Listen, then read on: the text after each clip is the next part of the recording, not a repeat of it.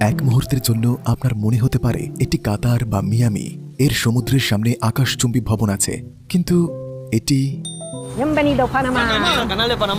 এটা হলো পানামা। আমি চাই পৃথিবী এই সুন্দর দেশ পানামাকে দেখুক। পানামা আসুন।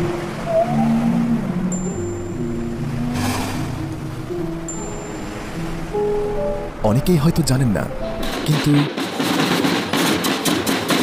পৃথিবীতে এমন কেউ নেই যে পানামা খালের কথা শুনেনি, তাই না? এটি পানামার পানামা খাল।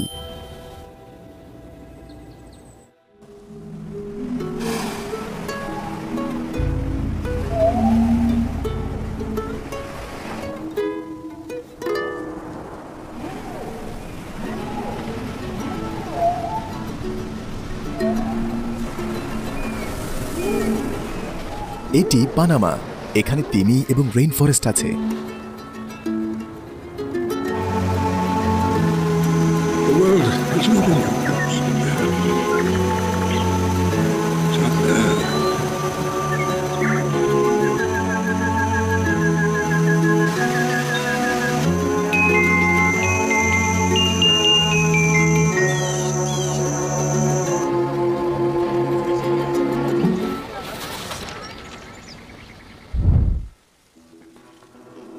আপনি কি ওই মালবাহী জাহাজ দেখতে পাচ্ছেন?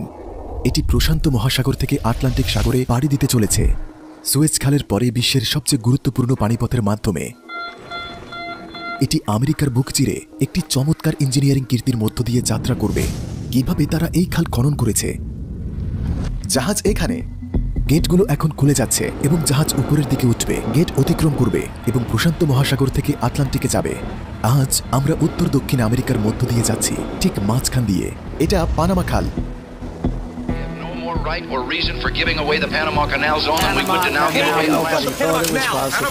এটি বিশ্বের অন্যতম সেরা ইঞ্জিনিয়ারিং সফলতা। এটি প্রশান্ত মহাসাগরকে আটলান্টিকের সাথে যুক্ত করেছে, ফলে জাহাজ ভ্রমণের অনেক সময় সাশ্রয় হয়েছে। মূলত একটি ফরাসি কোম্পানি 1981 সালে খালটি খননের নির্মাণ চেষ্টা করেছিল। এই একই কোম্পানিটি সুয়েজ খাল নির্মাণ করেছিল এবং তারা এখানে একই পদ্ধতি ব্যবহার করার চেষ্টা করেছে। তাদের পরিকল্পনা ছিল পুরো 82 কিলোমিটার খনন করা, কিন্তু তারা ব্যর্থ হয়েছিল একটি ছোট তবে শক্তিশালী প্রতিপক্ষের কারণে। এই অঞ্চলে সুয়েজ খালের সমতল ভূমির বিপরীতে রুক্ষ ভূখণ্ড আছে। একটা বল।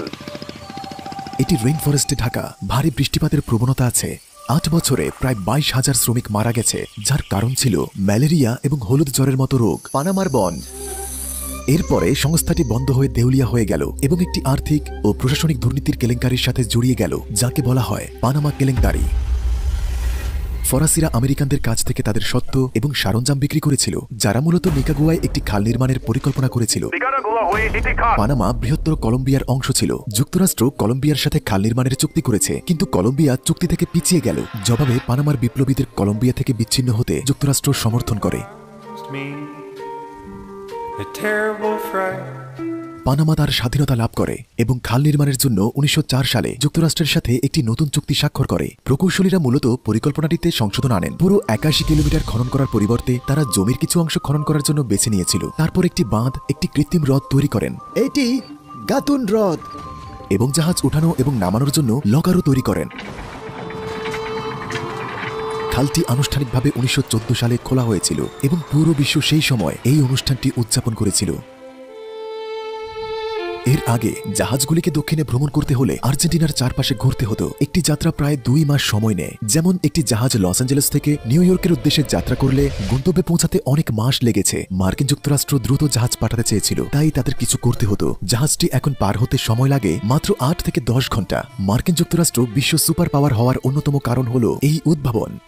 আজ আমরা পানামা খাল কিভাবে কাজ করে তা জানব এবং এই চমৎকার প্রকৌশলের বিষয় উন্মোচন করব। দেখুন, এই মূর্তিগুলো সেই শ্রমিকদের সম্মান করে বানানো হয়েছে যারা পানামা খাল নির্মাণ করেছে। আজ আমরা শুরু থেকে শেষ পর্যন্ত খালটি অনুসরণ করার সিদ্ধান্ত নিয়েছি। আমরা এখানে শুরু করব। আপনি এই জাহাজ দেখছেন, এটি মাত্র পানামা খাল ছেড়েছে। এটা পানামা খাল, এটি আটলান্টিক ছেড়ে এসেছে, এটি প্রশান্ত মহাসাগর। ওদিক থেকে ওপারের দূরত্ব 82 কিলোমিটার। দেখুন, লাইভ পানামা খাল। জাহাজটি তৃতীয় লক দিয়ে যাচ্ছে। এখানে কিছু পর্যটক আছে, দেখুন সবাই এটা দেখার জন্য এসেছে। এটি আটলান্টিক মহাসাগর। জাহাজ প্রবেশ করে এবং প্রথম গেট দিয়ে যায়, তারপর দ্বিতীয়, তারপর তৃতীয়, তারপর মাঝখানে এই কৃত্রিম হ্রদের মধ্যে দিয়ে যায়। সেখান থেকে এটি প্রশান্ত মহাসাগরে সমুদ্র সমতলে পৌঁছানোর জন্য নামতে শুরু করে। কিন্তু জাহাজ কিভাবে উঠানো এবং নামানো হয় কারণ স্তরের পার্থক্য রয়েছে, এটাই হলো কথা। সুতরাং আপনি এখন দেখতে পাচ্ছেন এই মুহূর্তে নৌকাটি নেমে যাচ্ছে এবং তারপর যখন পানির স্তর পরবর্তী ধাপে পৌঁছায়, এই ক্ষেত্রে এটি সমুদ্র, তাই তারা লক খুলবে এবং তারপর নৌকাটি প্রশান্ত মহাসাগরে যাবে এবং ট্রানজিট সম্পূর্ণ করবে। তো আপনারা পানির গতিবিধি দেখতে পাচ্ছেন।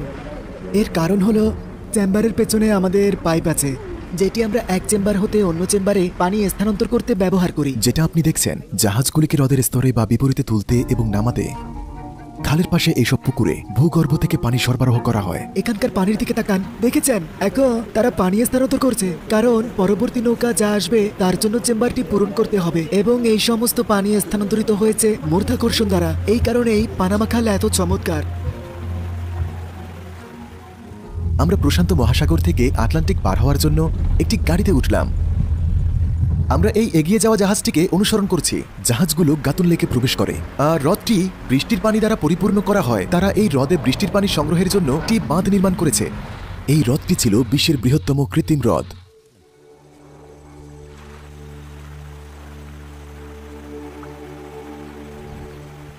আমরা এখন পানামা খালের মাঝখানে। আপনি যেমনটা দেখতে পাচ্ছেন আমাদের প্রচুর গাছ রয়েছে, একটি বড় বন। আমরা একে রেইন ফরেস্ট বলি, কারণ এই বন বৃষ্টি তৈরি করতে সাহায্য করে এবং আমরা বৃষ্টির পানি সংগ্রহ করি। আমরা এই পানি হ্রদে সংগ্রহ করি যাতে খালটি পরিচালনার জন্য পর্যাপ্ত পানি থাকে। বর্ষায় আমরা পানি জমা করি এবং তারপর গ্রীষ্মকালে সবচেয়ে বড়টি পূরণ করতে আমরা হ্রদ থেকে পানি স্থানান্তর করি, সেটি হলো গাতুন। তো আমরা এখন গাতুন লেকে প্রবেশ করতে যাচ্ছি। সবচেয়ে বড়, হ্যাঁ। এটি পানামা খালের মাঝখানে। হ্যাঁ, পানামা খালের মাঝখানে। চলুন যাই। এই ট্রেন পানামা খালেরও আগের। হ্যাঁ, তো আমাদের পেছনে যে ট্রেন আছে, পানামায় সম্ভবত এটি প্রথম বড় প্রকল্প। এটি 1850 সালে নির্মিত হয়েছিল। এটি মানুষকে প্রশান্ত মহাসাগর থেকে আটলান্টিকের দিকে দ্রুত যেতে সাহায্য করার জন্য তৈরি করা হয়েছিল। এই ব্যক্তিদের বেশিরভাগই স্বর্ণের খোঁজে ক্যালিফোর্নিয়ায় ভ্রমণ করেছিল।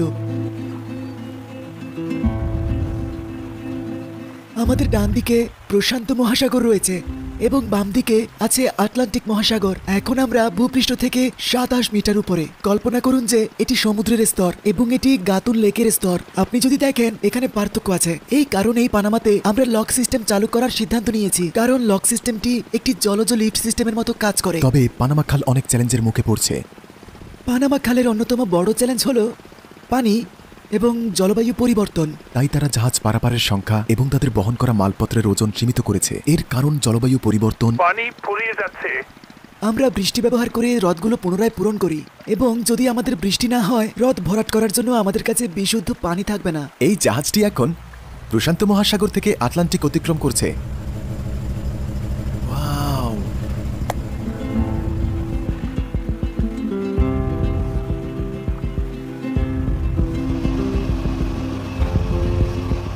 আপনি কি বৃষ্টি ভালোবাসেন? হ্যাঁ, আমরা বৃষ্টি ভালোবাসি। পানামায় বৃষ্টি মানেই হলো টাকা, তাই আমরা এটা ভালোবাসি। আমরা বৃষ্টি ভালোবাসি। বৃষ্টি হলো টাকা। এটা হলো লেকের শেষ। সূর্য ডুবে গেছে, কিন্তু খালের শেষ প্রান্ত পর্যন্ত যেতে হবে।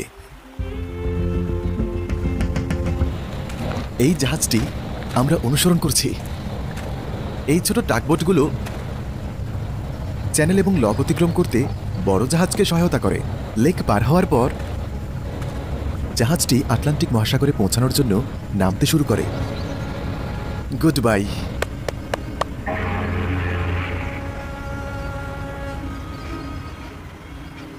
আপনি এখানে জাহাজগুলোকে দেখতে পারেন, এমনকি আপনি গেটগুলোর কাজও দেখতে পারেন।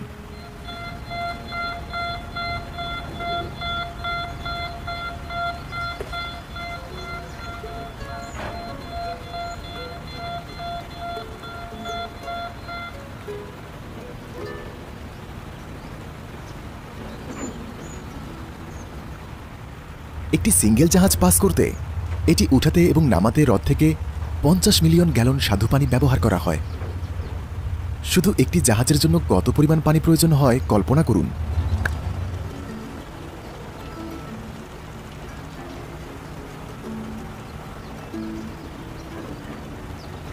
প্রকৌশলের এই বিষয় সম্পর্কে আপনার কি মত? এটা বেশ জিনিয়াস আইডিয়া, তাই না? এখানেই সে বিদায় নিচ্ছে।